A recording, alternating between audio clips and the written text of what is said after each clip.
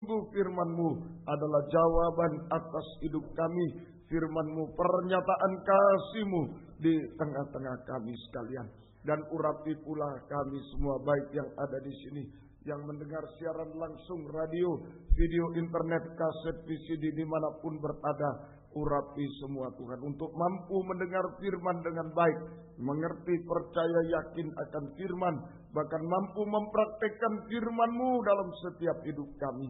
Sehingga nyata pagi ini firman dan Roh Kudus sungguh-sungguh merupakan uluran tangan Tuhan, tangan berlobang paku menjamah kami semua, mengubahkan, memuaskan, menolong kami, menghapus air mata kami. Dan kami tidak ragu-ragu mengangkat dua tangan kami kepadamu. Kami bisa menyembah Engkau Tuhan. Kami bisa menyerahkan hidup kami, nikah, rumah tangga, masa depan, pelayanan, setiap detak jantung kami hanya dalam tangan kemurahan belas kasih-Mu.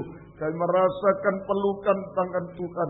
Kami merasakan damai sejahtera, aman sejahtera di dalam Engkau Tuhan. Kami merasakan ketenangan, kebahagiaan surga di dalam Engkau. Kami adalah bayi-bayi yang tidak berdaya Tuhan. Biar Engkau memeluk kami hari-hari ini Tuhan. Terima kasih, terima kasih. Kuasa-kuasa iblis setan selalu mengganggu, menggoda, merintangi. Lewat roh ngantuk, roh najis, keras hati, main-main. Kami usir semua dalam nama Yesus, pergi. Darah Yesus berkuasa Tuhan. Tolong kami, Tuhan berkemurahan bagi kami. Gereja-gereja lain, persekutuan lain yang bersamaan dengan kami beribadah kepada Tuhan pada pagi hari ini, Tuhan memberkati mereka seperti Tuhan berkati kami. Terutama satukan dalam satu pengajaran firman yang benar, yang membawa kami dalam satu kesatuan tubuh yang sempurna. Dan Engkau segera datang kembali kedua kali Tuhan. Terima kasih. Dalam nama Tuhan Yesus Kristus kami sudah berdoa. Haleluya. Amin. Silakan duduk kembali. Salam sejahtera dalam kasih sayangnya Tuhan kita Yesus Kristus. Selamat pagi, selamat mendengarkan firman Tuhan. Biarlah damai sejahtera, bahagia Tuhan selalu dilimpahkan di tengah kita sekalian. Jika saudara pertama kali bersama kami pagi ini, juga kami menyampaikan selamat datang, selamat bersekutu dalam kasih sayangnya Tuhan kita Yesus Kristus, dan Tuhan memberkati kita sekalian. Masih di dalam Injil Matius pasal 25, Injil Matius pasal yang ke-25, ayat 31 sampai 46. Matius pasal 25 ayat 31 sampai ayat yang ke-46. 31 sampai ayat 46. Ini penghakiman yang terakhir. Masih kita baca ayat 31. Apabila anak manusia datang dalam kemuliaannya. Apabila anak manusia datang dalam kemuliaannya. Dan semua malaikat bersama-sama dengan dia. Ya. Maka ia akan bersemayam di atas tahta kemuliaannya. Ia akan bersemayam di atas tahta kemuliaannya. Di ayat 34. Dan raja itu, Yesus anak manusia sebagai raja. Raja itu akan berkata kepada mereka dan seterusnya.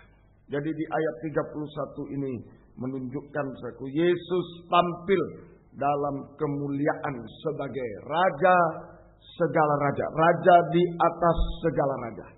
Yesus tampil dalam kemuliaan sebagai raja di atas segala raja yang bersemayam di tahta kemuliaan. Yesus tampil sebagai raja segala raja dalam kemuliaan sebagai raja segala raja yang bersemayam di atas tahta kemuliaan. Ya.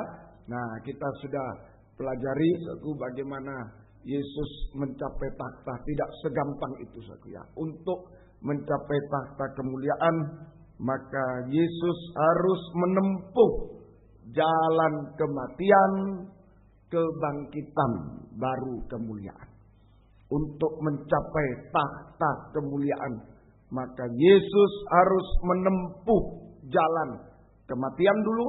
Yesus harus mati di kayu salib, kemudian bangkit dalam tubuh kemuliaan, baru bisa terangkat dalam kemuliaan. Sekarang bersemayam di tahta kemuliaan. Ini jalannya saja. Untuk mencapai tahta kemuliaan, Yesus harus menempuh jalan kematian, kebangkitan, dan kemuliaan, baru kemuliaan. 1 Petrus pasal 2 ayat 21.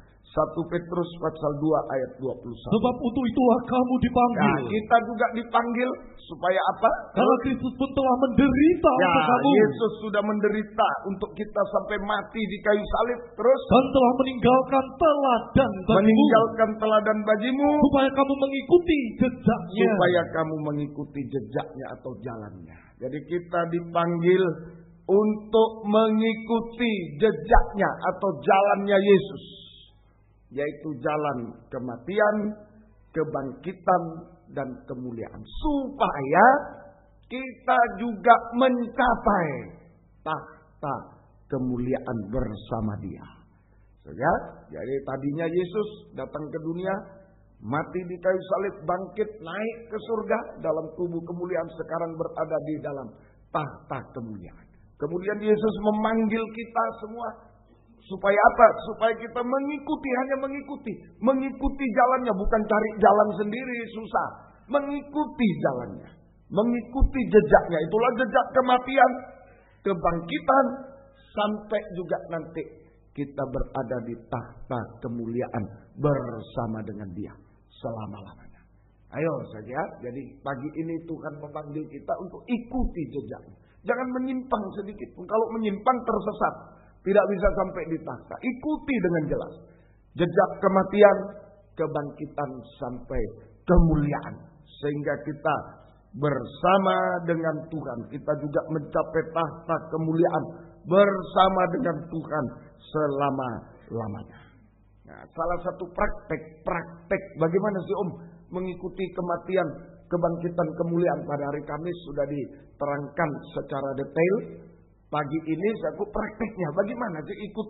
Saya ini sudah ikut Yesus dalam kematian, kebangkitan, kemuliaan. Bagaimana prakteknya? Salah satu praktek mengikut jalan kematian, kebangkitan, kemuliaan bersama Yesus adalah baptisan air.